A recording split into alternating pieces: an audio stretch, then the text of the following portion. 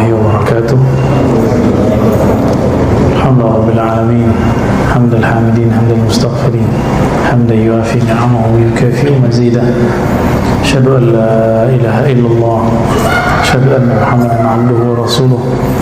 اللهم صل وسلم وبارك على سيدنا محمد وعلى آله وأصحابه ولبيته وذريته أجمعين. بعد، رضينا بالله ربا وبالإسلام دينا وبسيدنا محمد النبي ورسوله. اللهم إنا نسألك خير هذا اليوم، خير فيه وما بعده، ونعوذ بك من شر هذا اليوم، شر ما فيه وشر ما بعده. Baik Bapak Saudara yang bukan Allah, sebelumnya kita membahas tentang penyakit kolbu, kibr, sombong, kemudian membahas tentang hasad. InsyaAllah pagi ini kita akan membahas tentang riya. Banyak orang membahas riya, tapi yang detail menurut saya Imam Ghazali. Ya, lalu diringkas di kitab ini oleh Syekh Al-Qasimi. Riya itu bahasa Arab dari kata ra'a, ru'yah. Ra'a yara ru'yah. Berarti ra'a itu melihat, ya. Berarti ru'yatan, penglihatan. Apa bedanya dengan sombong? Sombong itu ru'yatun nafs. Sombong memandang diri lebih dari orang. Kalau riya, ru'yatul amal, memandang amalan yang ada pada diri. Itu beda tipis antara riya dan sombong, ya. Satu mandang dirinya lebih dari orang, yang kedua mandang dirinya beramal.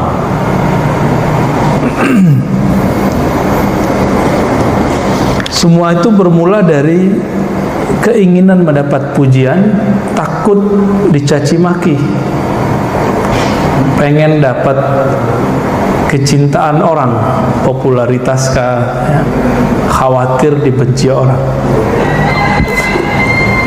Penyakit riya ini sulit diketahui. Kenapa? Dia nggak kelihatan di penampilan. Penampilan sama. Dulu saya berguru ulumul Quran kepada seorang ulama dari Mesir, ya.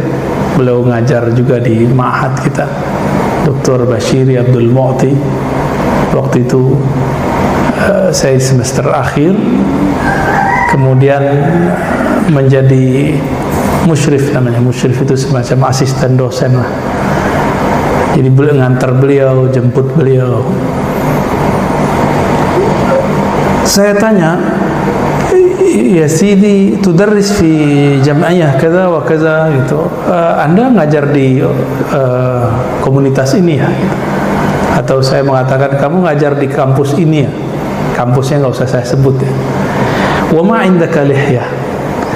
Tapi Anda nggak punya jenggot, padahal di kampus itu mesti punya jenggot tuh syekh doktornya. Itu di mobil. Langsung dia liatin saya, karena saya ada jenggot, Pak. Orang Arab Mesir gak ada jenggotnya. Apa kata beliau? Wa ma utilu lihyati illa lillah. Bocah, kira-kira gitu. Saya nggak manyangin jenggot kecuali karena Allah, bukan karena saya ngajar di komunitas apa, di kampus mana. Wah, itu betul-betul menampar, ya. Karena saya berjenggot itu dulu supaya disebut ustadz yang jago sunnah, ustadz yang bermanhaj sunnah. Langsung rontok, Pak. Rontok semua itu.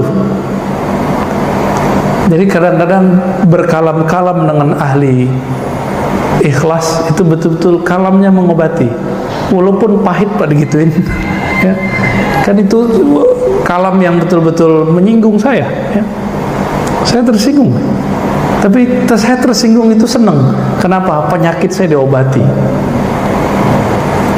Karena dulu kita melihara jenggot supaya disebut ustadz sunnah. Ustadz ngajar sunnah maksudnya, bukan sunnah-sunnah yang di luar itu, bukan. Karena saya bang ngajar hadis kan.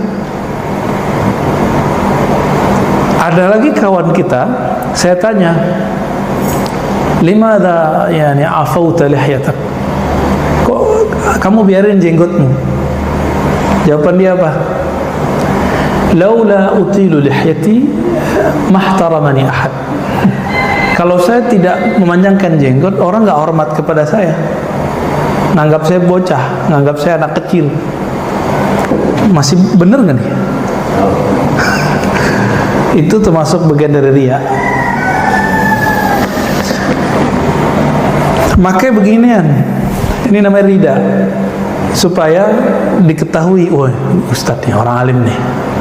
Nah, sama Pak, ya. Tapi bapak ini ingin terlihat kaya, boleh nggak? Pakai baju bagus, pakai mobil bagus, boleh nggak?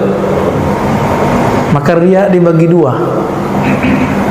Riya fil umur ad-dunyawiyah,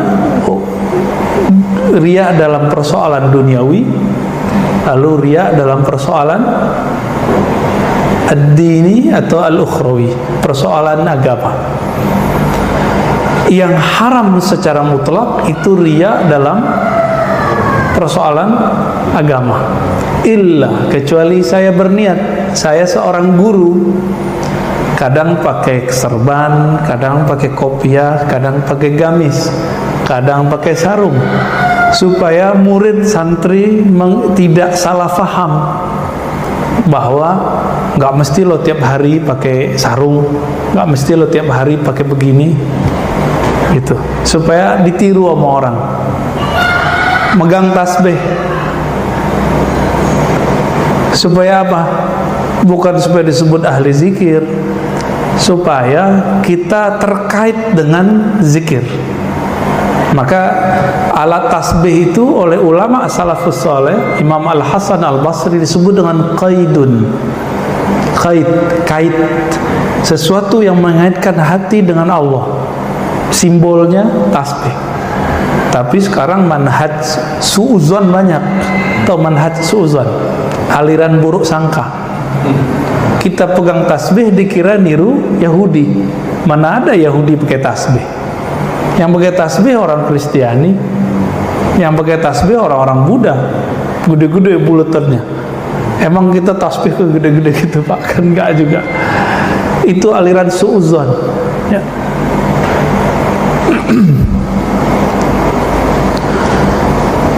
Di dalam Al-Quran, orang-orang riya itu diidentikan dengan yang suka beramal, amal akhirat, tapi tujuannya duniawi. Nah itu, jadi kalau boleh didefinisikan apa itu riya yang haram, orang yang beramal amal ukhrawi, amal agama, niatnya untuk kepentingan duniawi, baik itu popularitas, baik ingin disukai orang, dan segala macam.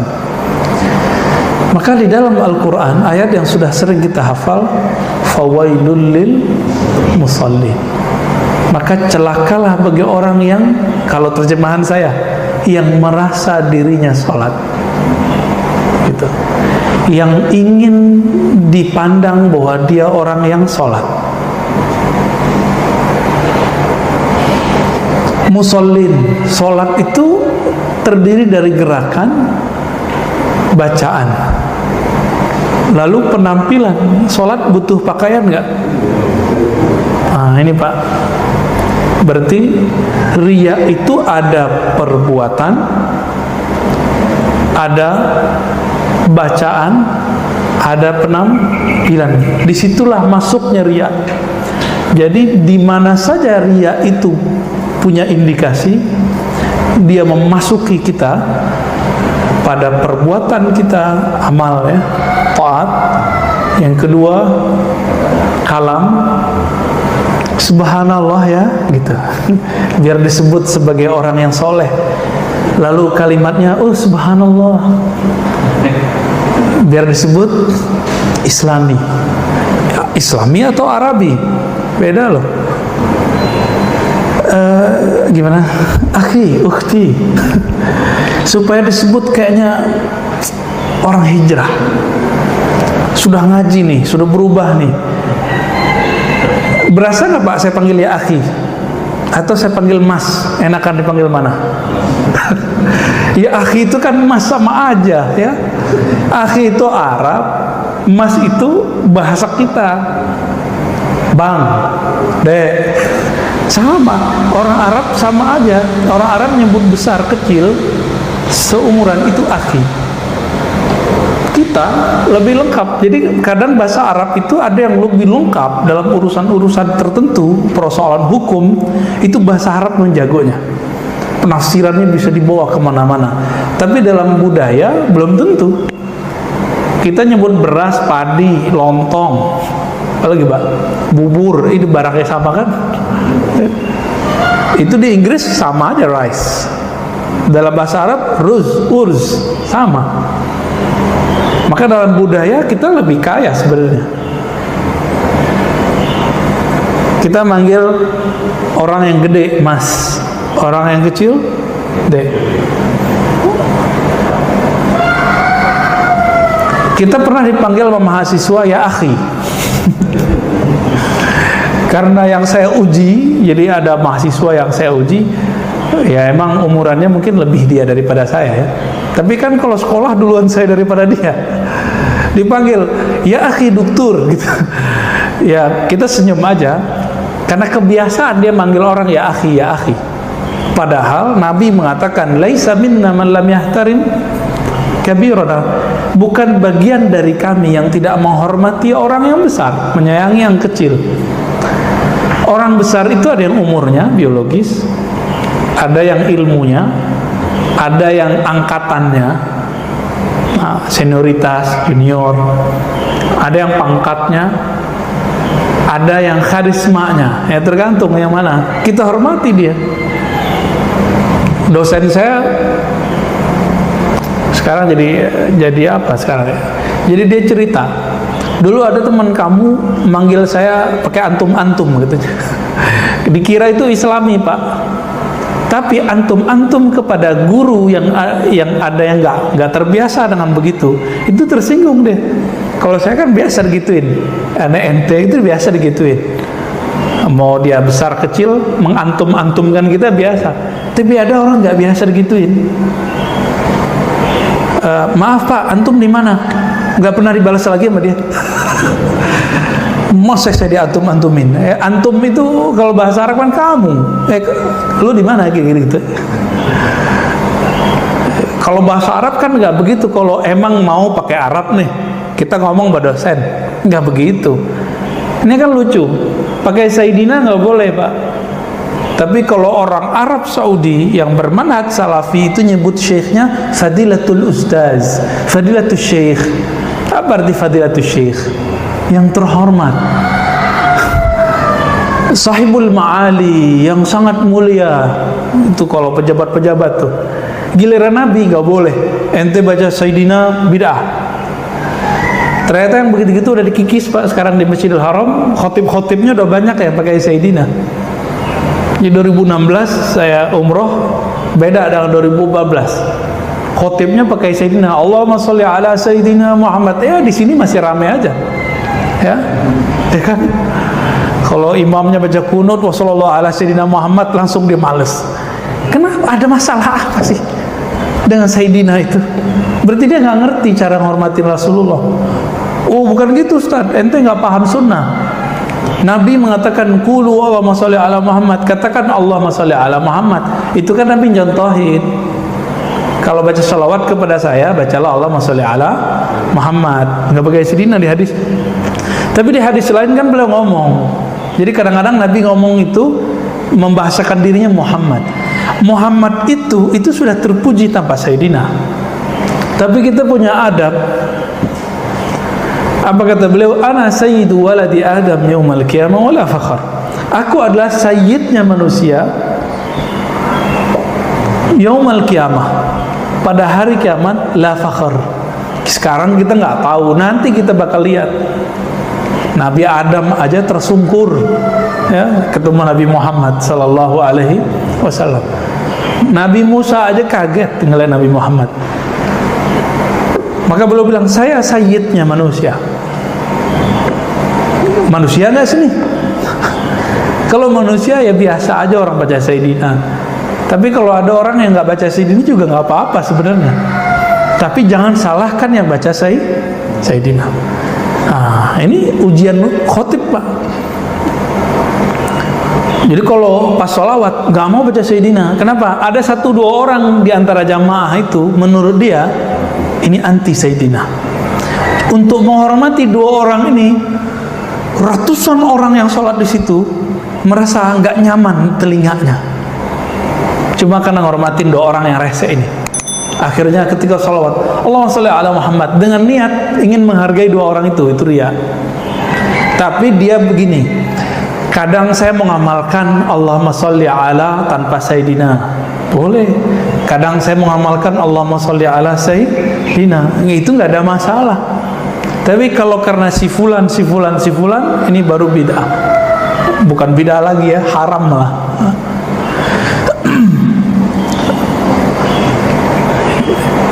Jadi tadi ada perbuatan, ada perkataan, ada penampilan.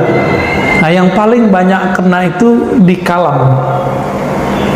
Ya, zaman-zaman sekarang, Masya Allah, ya akhi, supaya disebut apa tadi? Islami. Itu bukan Islami, itu namanya apa? Arabi, kearab-araban. Beda kearab-araban dengan keislaman. Islam itu agama adab. Adab itu sesuai dengan tradisi kita. Kecuali orang udah ngerti bahasa Arab, ya. Jadi saya mengimbau teman-teman yang lagi semangat nih giroh belajar Islamnya, tidak usah mengarab-arabkan gaya kalam kita. Berkalam seperti biasa. Kecuali lagi kursus, ayo pakai akhi uhtian kita. Ya, kita layani bahasa Arab, mau berapa jam juga bisa kita layani, ya. Nah, fawailul lil musallin, maka celakalah bagi orang yang merasa dirinya sholat, ingin dipandang bahwa dia sholat. Jadi mohon maaf, Pak, kita bisa husnuzon, bisa suuzon. Kalau antum sholat lagi syuruk, husnuzonnya mau berangkat kerja, suuzonnya waduh pengen dilihat nih, gitu. Atau suuzon lagi apa? Nggak ngerti bahwa ngaji itu lebih afdol daripada sholat sunnah. Tapi saya husnuzon, Pak, ya. Jadi kalau Bapak nanti pas syuruk mau sholat aja. Kali mau kerja kan ya nggak masalah hari Senin. Tapi bisa nggak masuk suuzon? Bisa masuk aja. Nanti bab suuzon beda lagi babnya. Nah, itu persoalan penyakit lain lagi, Pak. Insya Allah nanti kita bahas. Allazina hum an salatihim sahun, allazina hum yuraun. Ya. Orang-orang yang hum yuraun, mereka merasa dipandang, ingin dipandang. Contoh kalau kita ini pada dasarnya riya, pada dasarnya udah sifat batiniah, sifat tabiiyah bukan batiniah. Tabi'i udah lumrohnya dari sono. Kalau Bapak foto bersama, yang dilihat siapa? Diri sendiri nggak? Maka riya ini bagian dari penyakit narsis. Kok psikolog itu kalau ngelihat di Facebook, di Instagram, kita ini suka moto diri sendiri. Ini bagi seorang psikolog ini bermasalah. Tapi bagi ahli kolbu itu bisa diobati, Pak. Bisa diobati. Dan salah satu sifat dari munafik adalah munafik. Apa sifatnya? Riya. Beramal karena ingin dilihat. Nah, maka riya ini rate-nya dibagi. Pertama, riya yang mubah, yang boleh, itu riya dalam urusan duniawi. Itu boleh. Bapak pengen ngecat rumah biar kelihatan bagus, boleh nggak? Ya, hari raya pengen baju bagus, boleh nggak? Resepsi pernikahan biar kelihatan meriah, boleh nggak? Ya boleh, nggak masalah. Tapi jangan berlebihan, jangan mubazir. Mubazir saudaranya setan, bukan teman, Pak. Saudaranya setan. Ada riya yang haram aja, itu dalam persoalan agama. Dia berdosa aja, tapi nggak sampai kepada status munafik yang kayak tadi, ya, menggunakan simbol-simbol agama biar pengen disebut apa gitu. Tapi ada riya yang menumbuhkan sifat kemunafikan dalam diri. Ini yang kemudian diantisipasi dalam Al-Quran. Riya yang mana? Dia sebenarnya nggak rajin sholat. Kalau sholat tuh ngebut, tapi kalau di masjid itu bisa lama. Riya begini nih gawat ini. Tapi bapak ini sholat di rumah sama sholat di sini sama. Ya udah, nggak usah dipikirkan. Mau orang lihat, nggak ada urusan. Jadi yang nomor 3, riya yang mana? Dia menzahirkan sesuatu yang bukan dirinya. Itu yang disebut munafik bermuka dua. Munafik itu kan bahasa Arab. Itu artinya binatang yang masuk ke satu lubang, tapi dia keluar lewat lubang yang lain. Jadi orang ini punya dua karakter. Kalau ketemu yang ini nanti karakternya apa, ketemu yang lain karakternya berubah. Ya. Kalau kita baca Quran agak keras sedikit atau berzikir subhanallah agak keras sedikit, ada bisikan nggak Pak di hati? Kencengin dong biar kedengaran sama orang gitu. Nah, Bapak sadar ya? Berarti kita bisa berdialog sama diri kita sendiri dan bisa berdebat. Kata-kata hati, kamu nggak usah perhatiin orang, biarkan saja orang itu, benar nggak? Nah, ini yang masih lemah nih, kekuatan yang ngomong itu masih lemah. Yang masih kencang yang mana? Yang bilang, ini baca dong depan orang, ya, biar kelihatan soleh. Tapi ingat juga, ada riya yang tampak, ada riya yang tidak tampak. Riya yang tidak tampak itu meninggalkan satu amalan yang soleh supaya disebut ikhlas. Nah, ini lebih bahaya Pak. Jadi ada riya dibalik keikhlasan. Contohnya nih, Bapak ini udah gak mau pakai tasbih, bukan karena takut disebut ahli bid'ah, takut disebut riya. Nggak mau pakai tasbih karena takut disebut riya. Berarti pengen disebut apa? Pengen disebut ikhlas. Itu riya juga tuh. Ini riya yang paling bahaya. Itu yang tidak bisa dibersihkan pakai paradigma ngaji begini. Dia harus pakai zikir. Zikirnya harus lebih kenceng. Zikirnya 2 aja, la ilaha illallah dengan ismul jalalah Allah. Nah, la ilaha illallah banyakin Pak. Karena zikir Allah itu harus ditalkin. Kalau la ilaha illallah kau udah dapat dari kecil, zikir aja. Bedanya sekarang dikasih makna. Tidak ada yang memandangku kecuali Allah. Aku tidak beramal kecuali karena Allah. Itu maknanya la ilaha illallahnya. Itu cara ngobatin diri. Kenapa nggak sholat sunat? Malu ntar disebut orang riya lagi. Nah, itu masuk tuh. Kenapa nggak baca assalamualaikum? Ntar disebut orang soleh lagi, orang alim, so alim. Berarti dia takut disebut riya karena so alim. Berarti pengen disebut apa dong? Pengen disebut ikhlas.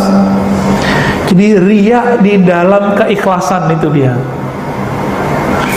Tarkul amali khaufar riya riyaun. Begitu kaidahnya. Meninggalkan satu amalan karena takut disebut riya, itu adalah riya yang tersembunyi dalam keikhlasan. Nah, ini lebih berbahaya Pak, dan itu harus dibenerin ya.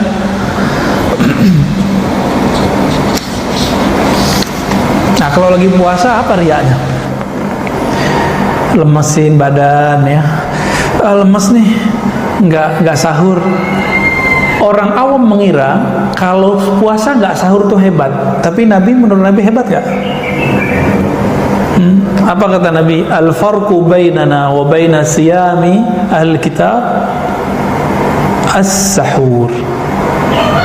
Perbedaan puasa kita dan puasa ahli kitab itu sahur. Itu bedanya. Jadi nggak keren Pak, orang nggak sahur hebat, nggak ada urusan. Justru yang hebat itu yang sahur.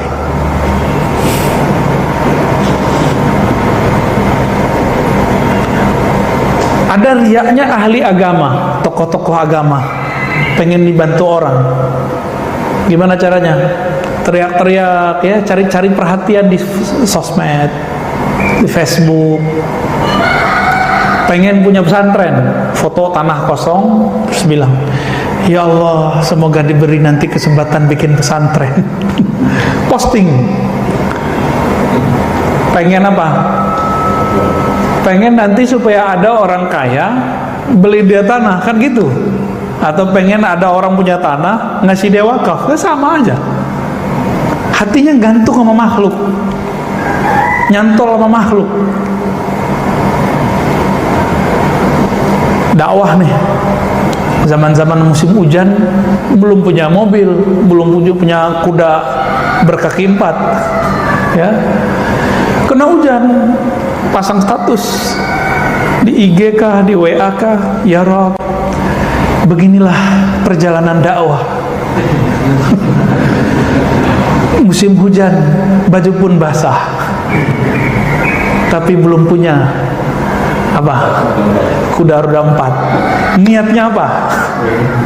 Pengen nanti ada orang agnia, orang-orang kaya beliin dia mobil. Kan gawat ini. Kalau Allah sayang, nanti Allah kasih lain, Pak. Allah kalau sayang, maka si orang soleh ini akan diuji oleh orang-orang kaya itu. Tahu-tahu ada yang dia nggak ngomong apa-apa. Si orang soleh ini ujian hatinya ini ria atau enggak? Dia dakwah biasa, pakai motor kah, pakai apa kah, pakai jalan kaki kah? Nggak ada pasang-pasang status. Ini banyak nih kiai-kiai diuji dengan itu. Teman-teman saya para hufaz, para kiai, para tuan guru muda-muda itu kan belum mapan semua Pak rata-rata. Nah ini ujiannya sama. Tiba-tiba ada orang kaya datang. Ustadz tinggal di mana?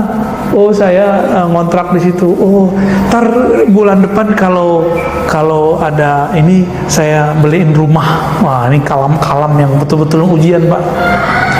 Oh Ustadz pakai motor ya, nanti saya beliin mobil.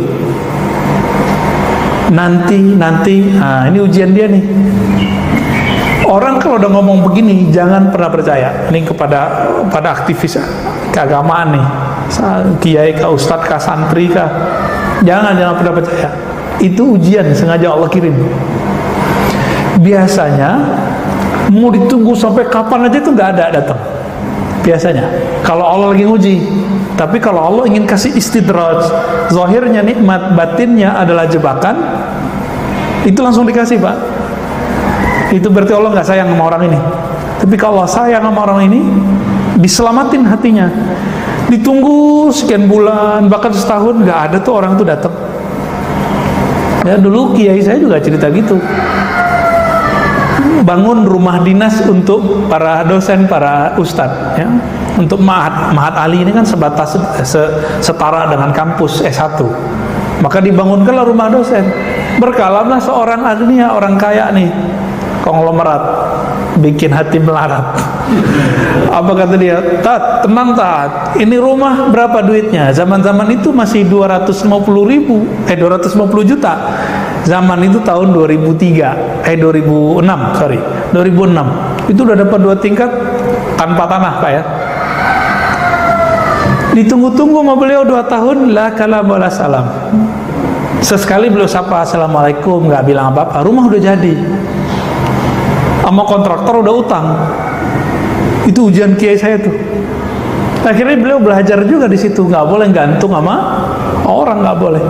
Teman saya ngeredit rumah, Datang orang kaya, hafiz mbak, Ustadz, saya lihat beliau sangat tulus kalau ngajar. Gak tahu isi hatinya ya, cuma kan kelihatan penangan kita begitu. Karena ada seorang ibu-ibu kan gampang ternyuh ngelihat Ustadz ini berjuang. Ustadz, ini rumah masih kredit ya? Oh iya, nanti saya bayarin Ustadz, berapa bulan lagi, berapa tahun lagi, nanti saya bayarin semua. Udah 3 tahun ditungguin gak ada pak. Ya, saya tepuk-tepuk orangnya. Sabar ya. Kalau ada orang begitu, Allah sayang sama ente.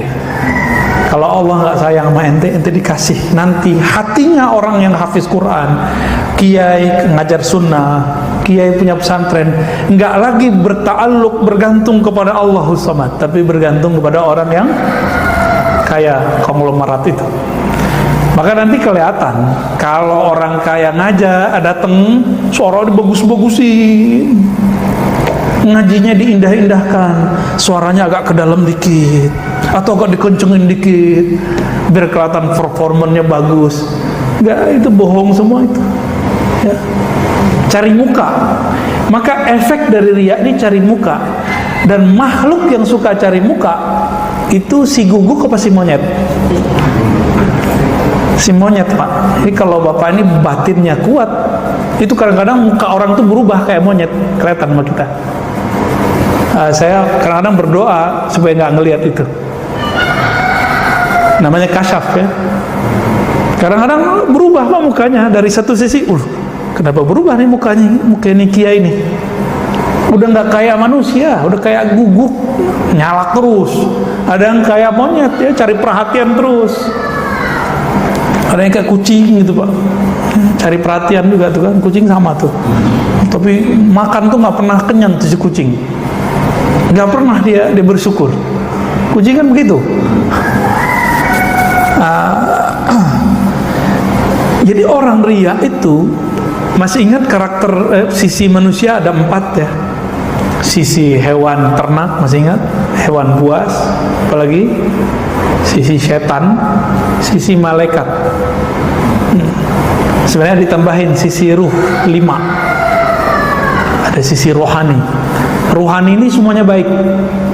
Kalau malaikat ini ada yang semuanya baik tapi ada yang nggak cocok sama kita. Kalau setan semuanya buruk walaupun zahirnya baik. Kalau hewan buas itu ada baik ada buruknya. Marah itu ada saatnya nggak baik, ada saatnya buruk. Apalagi sisi hewani. Nah, hewan yang mana nih? Biasanya hewan-hewan yang ternak ini. Jadi orang riya ini turun pangkat dia. Kalau nggak buas, kalau nggak ya ceramah nih. Ini sekarang kan lagi rame. Ini mohon maaf, saya secara fikih agak sedikit berbeda pemahaman dengan beberapa pergerakan. Ya mohon maaf. Ini bukan karena kita kenapa-kenapa. Ini bukan persoalan liberal gak liberal. Ini masalah paradigma memahami fikih. Ada orang berceramah bulan puasa, ayo kita tutup rumah makan. Ini kemungkaran. Adil nggak pak? Tutup rumah makan, tapi Indomaret dibuka. Ada nggak? Lebih ngiler ngelihat air dingin di kulkas atau ngelihat rumah makan warteg-warteg? Dan di dunia ini, di Jakarta aja yang mayoritas Islam, itu ada nggak orang yang nggak puasa? Anak kecil kah? Perempuan haid kah? Orang sakit? Musafir? Orang kafir? Non-muslim? Mereka kan nggak puasa. Terus kalau ada rumah makan ditutup, mereka mau makan di mana? Apalagi orang-orang di perkotaan punya tradisi tidak memasak. Benar nggak? Jadi orang ini ada cara berpikir fikihnya nggak jelas, lalu dipakai ketidakjelasan itu dalam bab amar ma'ruf nahi mungkar supaya disebut ustadz ahli nahi mungkar. Kalau ceramah tuh berapi-api, kita tutup supaya disebut ustadz yang tegas, kalem-kalemnya, masya Allah. Tapi niat di hatinya apa? Pengen disebut ustadz ahli nahi mungkar. Bagus menjadi ustadz nahi mungkar, bagus. Tapi kalau terbesit di hati pengen disebut ustadz ahli nahi mungkar, ini riya juga. Tegas galak biar disebut ustadz tegas, ya sama aja. Dan ini wasiat untuk diri saya sendiri dan untuk para dai. Sekarang ada satu penyakit yang dijadikan sebagai sebuah pakaian atau karakter bagi para pendakwah. Padahal itu bukan miliknya dai, tapi itu miliknya artis. Apa itu? Branding. Branding diri. Branding itu ilmu apa, Pak? Ilmu dakwah apa ilmu marketing? Ya marketing. Emang orang dakwah jualan? Jadi sekarang orang nge-branding dirinya, ustadz cinta lah, dulu ada muncul ya. Ustadz apa lagi?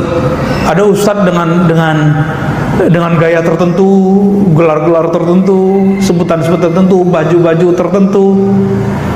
Kalau pengen misalnya biar ini niatnya supaya orang fokus, boleh warna tertentu, silakan. Kalau niatnya ingin membuat suasana baru, nggak apa-apa. Tapi kalau ingin populer dengan nama itu, dengan karakter itu, ini bagian dari riya. Orang yang riya itu, jika amalnya amal agama, dia dapat apa yang dia niatkan di dunia, tapi habata ajruhu, begitu disebutkan ya. Tapi amalnya gugur semua. Ya paling-paling nanti dia akan dikenal sebagai Ustadz Fulan, Ustadz A, Ustadz B, Ustadz Amar Ma'ruf. Kalau ini Ustadz Nahi Mungkar, Ustadz Serbanan, Ustadz Habiban. Pengen disebut dengan gaya-gaya begitu. Bapak itu menghormati orang dengan pakaian atau dengan ilmu yang ada di dadanya? Awal-awalnya pakaian, bener ya? Biasanya perbedaan ustadz dengan gak ustadz kan, kalau biasa ustadz bawa gini, ya enggak? Ya, bener gak? Tapi kalau dia berkalam, wah kayaknya bukan ustadz deh, bisa jadi kan? Wah kayaknya gak cocok deh, bisa begitu kan? Berarti orang hebat gak hebat bukan karena dia punya. Maka kita kasih tahu kepada diri saya sendiri dan para pendakwah, jangan sibuk dengan performan penampilan zahir. Ya. Aslih qalbak, perbaiki itu kolbu. Kalau udah bener kolbunya, apapun penampilannya nggak mesti begini, nggak mesti pakai kopiah, pasti kalamnya enak didengar. Ya. Maka kebalikan dari orang-orang sok ikhlas tapi riya ini, ada namanya kelompok malamatiyah. Pernah dengar malamatiyah? Malamatiyah ini dari kata lama yalumu. Orang yang tidak pernah menyimpan keburukan dalam dirinya, niat buruk. Dia niatnya pengen terkenal, tapi dengan penampilan religius, beramal amal ukhrawi untuk popularitas diri. Dia nggak ada itu. Dia orang malamatiyah. Tetapi walaupun di kalbunya tidak ada kebusukan, kekotoran, dia tidak pernah menampilkan kebaikan. Nah itu orang malamatiyah. Ini kebalikan dari riya. Nah, ini agak berat Pak. Orang begini gak banyak di dunia ya. Dan kita biasanya akan diuji terus sama orang begitu. Kadang-kadang ngerjain kita Pak, ngerjain lagi sholat di masjid, di depan dia berisik. Nah biasanya ustadz-ustadz yang membrand dirinya ahli nahi mungkar ngamuk sama dia, padahal targetnya bukan itu. Targetnya apa? Kita selama sholat ingat siapa? Ingat Allah atau ngerundel hatinya? Berisik amat itu, munafik di luar masjid tuh gitu. Lagi sholat hatinya memupuk kebencian. Ini hati-hati juga, tanda sholat gak khusyuk. Berarti Allahu Akbarnya palsu gak? Yang munafik siapa? Jadi kalau ini kejadian jangan terganggu Pak. Mau di luarnya ada musik kenceng-kencengnya, kalau mengkolbunya khusyuk, di sini tetap khusyuk. Nanti bab nahi mungkar lain cerita. Ya itu bab yang tersendiri. Ada babnya di sini. Nah, ada etikanya segala macam. Insya Allah nanti kita sampai di sana. Maka Bapak Saudara Allah, ini sangat banyak tadi ya Riya ini lebih berbahaya daripada penyakit-penyakit zahir, lebih bahaya daripada kejahilan, lebih bahaya dari semuanya itu. Nah, dia bibit kayak kanker yang nggak terlihat. Semakin besar amal seseorang, semakin banyak kuantitas amal seseorang, dia semakin gede. Semakin tinggi ilmu seseorang, dia akan semakin parah. Maka ini harus dibersihkan benar-benar. Dan Nabi menyebutnya dengan asyirkul khafi, syirik yang tersembunyi. Orang-orang beginilah yang disebut dalam hadis Nabi sebagai hadis penutup, bahwa Nabi SAW mengatakan nanti akan ada 3 golongan. Pertama, ulama, yang kedua mujahid, ya.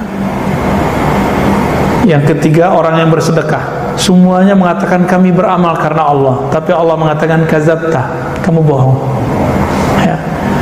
Yang berjihad ingin disebut orang yang berjihad. Ini gerakan-gerakan tahun-tahun sebelumnya kan bagus-bagus, ya. 2016 berapa itu, ya, kumpul 212. Terus teman kita posting,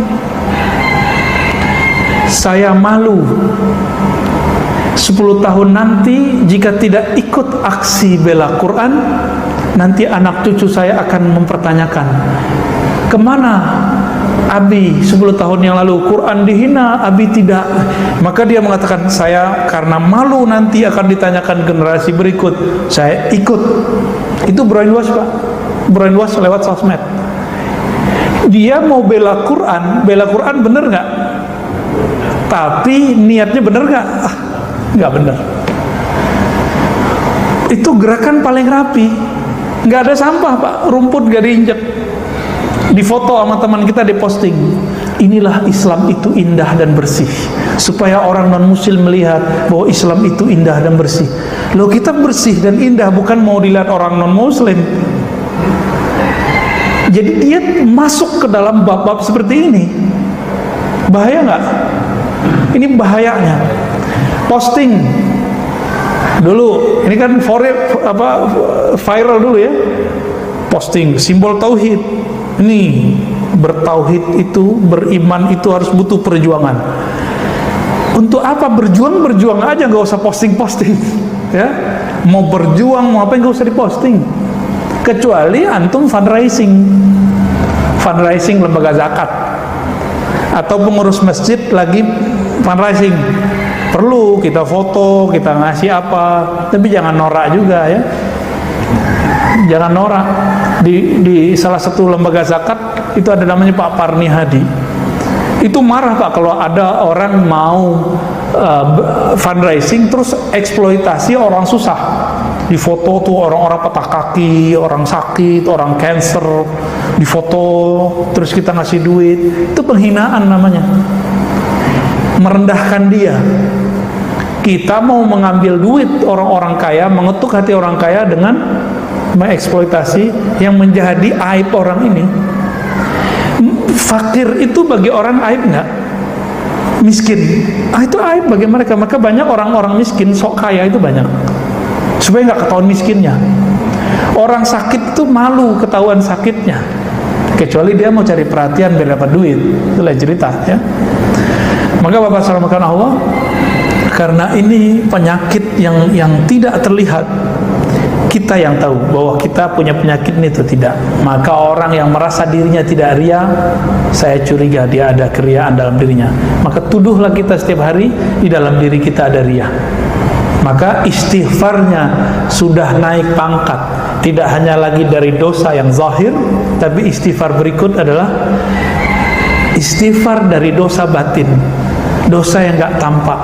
Jadi setiap hari Bapak saudara karena Allah, coba biasakan 3 kali baca pagi sore, astagfirullah, ya Allah ampunkan dosa ria di hatiku, ya Allah ampunkan dosa sombong di hatiku, ya Allah ampuni dosa semua penyakit-penyakit hatiku. 3 kali, Pak, minimal pagi sore, pagi sore. Lebih afdol jika dibaca sebelum tidur. Lebih afdol lagi kalau ditambah ketika kita tahajud malam hari. Itu cepat sekali bersihnya. Jadi harus diistighfarkan. Itulah pembersihnya. Lalu kalau sudah diistighfarkan, dia harus diharumkan. Apa pengharumnya?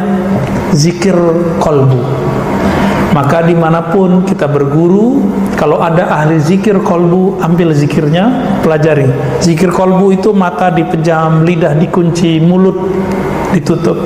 Lalu yang berkalam cuma kolbu yang tadi punya penyakit ria, dilatih supaya dia menyebut nama Allah, tidak merasa dipandang oleh makhluk, tapi yang mandang adalah Khalik. Jadi ria yang boleh itu ria kepada Allah, tapi nggak ada istilah begitu. Namanya ihsan, menyebut nama Allah dan meyakini Allah mendengar kita menyebut namanya, Allah melihat bahwa kita membaca namanya. Nah, ini baru namanya ihsan. Baik, kira-kira itu Pak. Gimana? Ada yang mau ditanyakan? Ini nggak pada kerja nih. Udah pas jam 6. Jam saya. Oh, jam saya telat ya. Gimana? Kalau belum ada pertanyaan, saya bertanya. Jadi ria lebih diartikan sebagai ingin dikatakan kenyataannya A, ingin dikatakan B di orang lain, atau membanggakan diri sendiri. Memandang diri kita beramal gitu, berjasa, beramal. Rumusnya satu aja bedanya. Kalau sombong merasa diri lebih, kalau ria merasa punya amal, merasa beramal, merasa berjasa, merasa berilmu, pengen kelihatan ilmunya gimana, ngomongnya agak diistilah-istilahkan dikit karena baru pulang dari barat, ngomongnya Inggris-Inggrisan dikit. Kalau dari Perancis nggak fuang sedikit. Kalau dari Arab, istilahnya Arab-Arab dikit, biar kelihatan menyeramkan. Ya. Kalau itu muncul, dan itu muncul Pak ya. Syukurnya waktu dulu kita kuliah, diskusi itu kan hidup. Jadi kita langsung tahu ini lagi belagu nih saya nih. Memang niat nakut-nakutin lawan debat. Caranya kasih istilah yang unik-unik. Merekonstruksi sesuatu paradigma berpikir. Wah, kayaknya keren ya. Rekonstruksi paradigma. Kan bisa aja kalau ingin merubah cara berpikirnya bisa aja. Tapi biar disebut keren Pak, biar kelihatan kayak dokter beneran. Ya. Nah itu muncul. Jadi pengen dilihat kita ini punya warna, punya jasa, punya sesuatu yang sebenarnya di dalam diri kita nggak connect gitu. Ya. Tapi tadi kembali beramal dengan amal ukhrawi untuk niat duniawi, itu yang paling parah. Ya. Gimana? Ya. Riya dan ujub. Oh ya, kita belum nyampe ke ujub ya. Ujub itu sebenarnya bukan ujub pasangannya, saya lupa. Judulnya riya dan sum'ah. Ya, kalau ujub itu adik kakaknya kibir, sombong. Jadi judulnya salah kirim dan afwan. Jadi ar-riya wa sum'ah. Sum'ah ini pamer.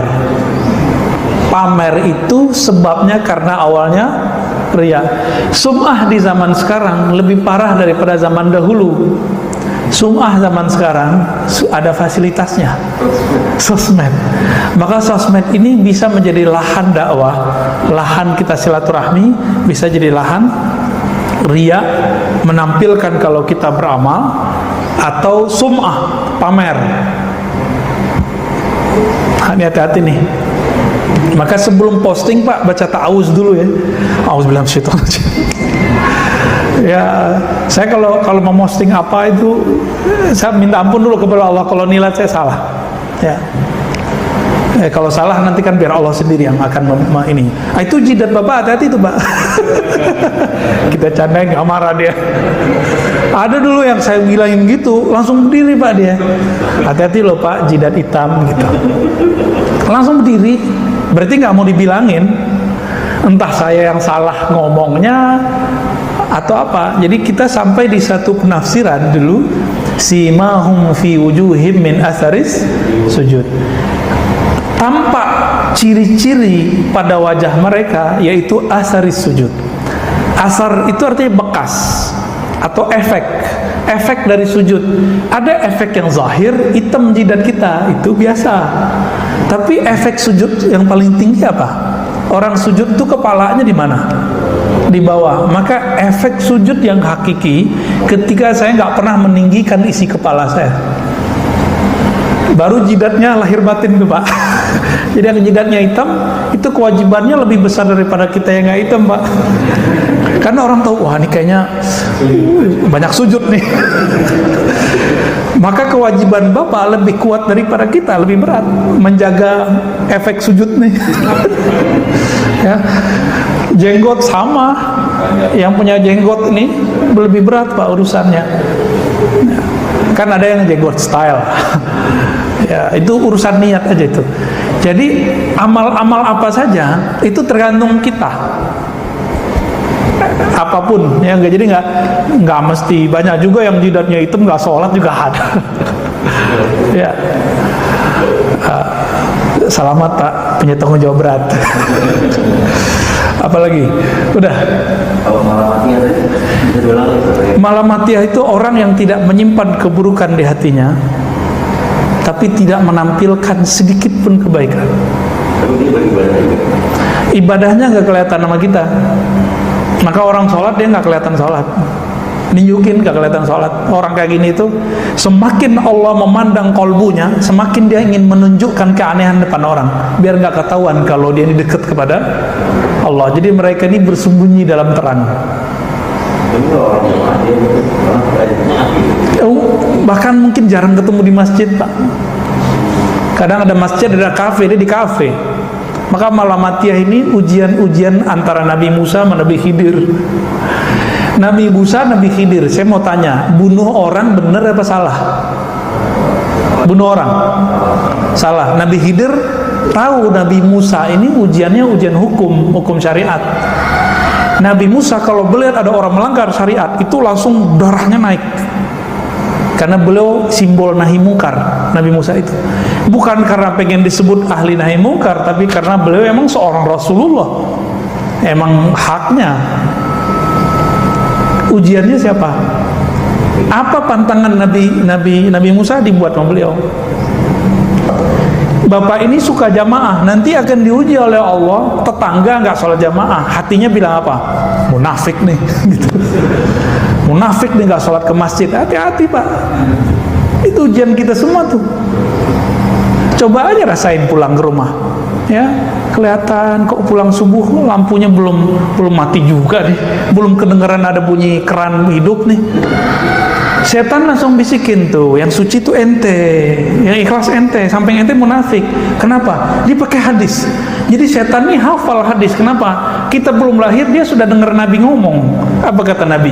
Asqalus shalah alal munafiqin. Salat paling berat bagi orang munafik adalah dua, Isya dan. Jadi bapak nih punya tetangga nggak sholat Isya, waduh berat. Nanti setannya masuk Pak.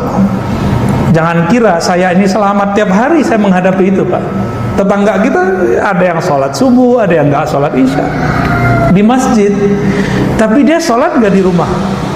Sholat di rumah, masa nggak sholat di rumah? Mungkin karena corona dia nggak datang ke masjid, kan bisa begitu. Atau mungkin dia punya mazhab. Imam Ghazali ini punya satu mazhab yang beda sama yang lain.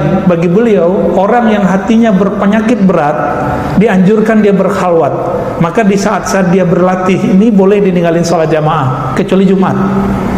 Tapi nggak boleh tiap sepanjang masa, nggak boleh. Cuma di hari-hari khalwat. Tapi pandangan ini ditolak oleh para imam kita. Imam Barkawi, ya, imam pensyarah kitab Ihya Ulumuddin menolak itu. Itu persoalan fikih. Tapi Imam Ghazali kan ngerti dirinya sendiri. Ya. Beliau itu riaknya karena posisi. Dulu beliau kan profesor, gelarnya Hujatul Islam. Jadi semakin tambah ilmunya, tambah gelarnya, wah ini semakin tinggi, semakin kuat pengaruh riaknya. Dan Imam Ghazali orang yang mengalami, mengidap penyakit itu semua di waktu beliau terkenal. Maka beliau menghilang 10 tahun, diajarkan Asmaul Husna oleh Imam Abu Ali Al-Farmadi. dan berzikir dengan itu. 4 tahun sebelum wafatnya beliau balik ke Baghdad, lalu pindah ke kampungnya dan bikin surau atau zawiyah pesantren kecil. Di situ beliau mengajarkan qalbu. Lahirlah kitab Ihya Ulumuddin, ya, menghidupkan ilmu agama yang zahir plus batin, tidak hanya zahirnya tapi juga batinnya. Semoga kajian ini diridhoi oleh Allah. Semoga kajian ini bisa membimbing kita, membersihkan diri saya pribadi dan kita yang hadir, kita mendengarkan. Amin ya rabbal alamin. Wassallallahu ala nabiyina Muhammad, subhanakallahumma wa bihamdika, asyhadu an la ilaha illa anta, astaghfiruka wa atubu ilaik. Mohon maaf lahir batin. Assalamualaikum warahmatullahi wabarakatuh.